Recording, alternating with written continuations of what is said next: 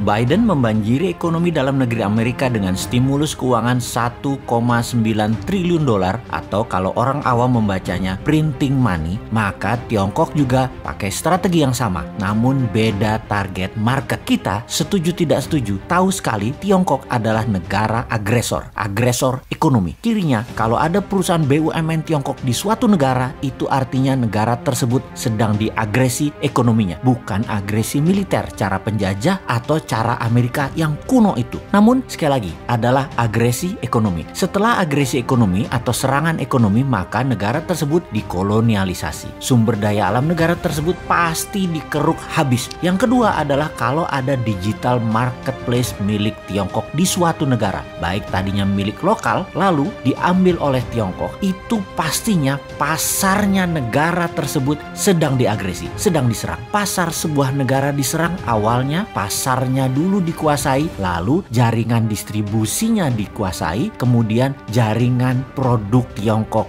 masuk. Kemudian ketika sistem pembayaran non-tunai asing masuk atau pembayaran non-tunai milik lokal kemudian dicaplok Tiongkok langsung atau tidak langsung, ini artinya sistem keuangan negara tersebut sedang diagresi. Semua ini terbungkus rapih dengan propaganda manisnya nanti ekonomi suatu negara tersebut jika bergabung dengan Tiongkok nantinya akan indah. Itu janjinya mereka, itu persepsi yang diberikan oleh mereka. Tapi nanti negara tadi suatu hari mereka jadi tua. Nanti negara yang diagresi tadi jadi kurus. Negara yang dikoloni jadi jelek, tak terawat karena nggak ada biaya maintenance, nggak ada biaya krim malam, nggak ada biaya sunblock, nggak ada biaya PRP, nggak dikrimbat rambutnya, nggak dipilates bodinya, nggak dikasih makan sehat tubuhnya. Begitu tua, jelek, penyakitan, pindahlah Tiongkok tadi cari bini baru. Sama, nggak bakal dirawat juga mereka. Ya dipakai terus aja sampai kering. Sedulur, perlukah kita urai apa sih yang negara tersebut atau negara selir-selir Tiongkok itu dikerjainnya? Juga ada pertanyaan, kok banyak sih negara mau jadi selirnya dan harus melayani kaisar Tiongkok tersebut? Strategi ekonominya ya sama seperti informasi di awal, dengan printing money. Itulah mengapa kita katakan berkali-kali, siapa negara yang pakai MMT? Ya hanya Tiongkok dan Amerika. Negara lain pakai teori ekonominya Adam Smith, pakai John Maynard Keynes, pakai ilmu-ilmu itu dah. Lalu bagaimana cara agar setelah SDA sebuah negara sudah di tangan,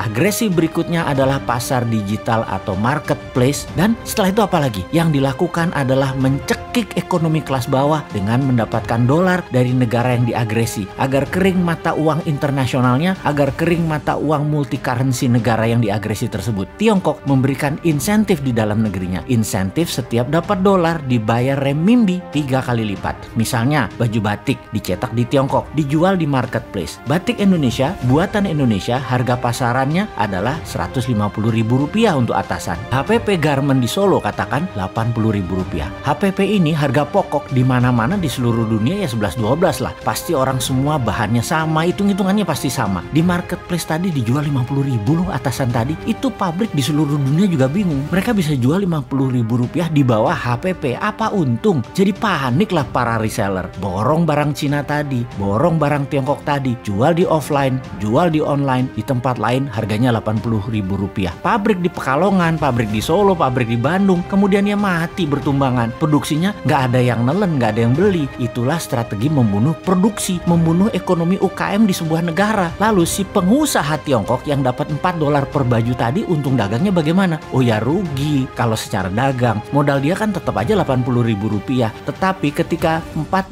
tadi uangnya masuk ke Tiongkok oleh pemerintah Tiongkok, dolar tadi bukan diberikan dolar, tapi diberikan renminbi yang nilainya 3 kali lipat dari nilai yuan terhadap dolar, alias mereka dapat sekitar $12 atau Rp150.000. Jadi modal tetap Rp80.000, jual dapat Rp150.000 karena dolarnya dikali 3 kan terhadap renminbi. Ya untung juga pedagangnya. Di sini dolar masuk Tiongkok dan renminbi dicetak aja, kasih ke rakyatnya sendiri. Toh untuk sektor produksi, Tiongkok print money renminbi 3 kali lipat transaksi dolar masuk ke Tiongkok. Itu kuncinya. Disinilah pedagang untung. Underlying printing renminbinya ada dua. Satu, dolar yang nilainya sepertiga, sisanya manufaktur Tiongkok, sektor produktif, nggak bakal inflasi. Itulah teori MMT. Dengan satu strategi printing money, Tiongkok dapat dolar, Tiongkok dapat meningkatkan produksi, Tiongkok mematikan UKM negara koloninya, dan bisnis Tiongkok terus menyedot wilayah-wilayah lainnya lagi. Simpel kan bernegaranya mereka? Kok beginian aja nggak bisa ditiru sih? sih? Tempe bener. Nyampe nggak sih ilmu beginian ke pejabat ekonomi dan keuangan negara? Oke lah, sing sabar ya kaum new mind. Kita nonton aja old mind mainin negara. Walau nggak enak nontonnya, agak wagu, kikuk.